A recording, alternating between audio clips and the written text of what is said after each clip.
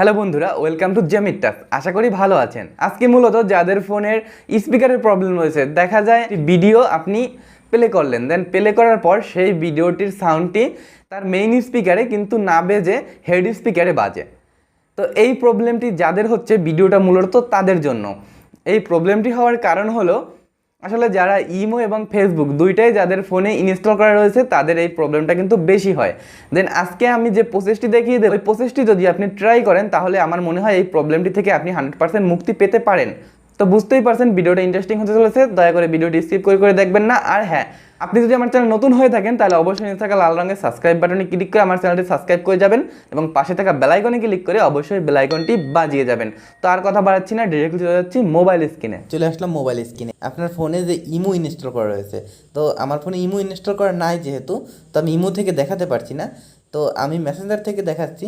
দেন আমার ফোনে Messenger install করা রয়েছে, দেন মেসেঞ্জারে একটু আলতো করে চেপে ধরবো। চেপে ধরলে পর দেখেন এখানে চলে এসেছে অ্যাপস ইনফো, বা আপনি চেপে ধরলে পর আপনার ডিরেক্টলি কিন্তু ওই সেটিংটা চলে আসতে পারে।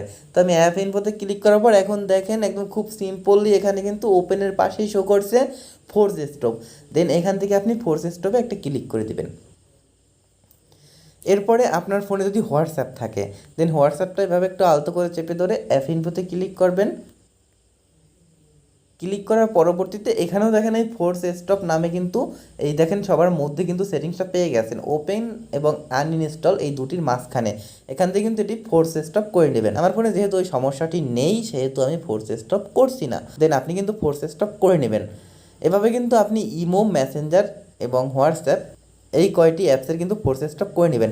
আমার ধারণা আপনারা 100% এই ভলিউম প্রবলেমটি নিয়ে মুক্তি পাবেন। দেন এর জন্য আপনারা কোনো ফোনকে বা কোনো ডিভাইসকে কিন্তু গালাগালি করবেন না, এটি পুরোপুরি অ্যাপসের সমস্যা।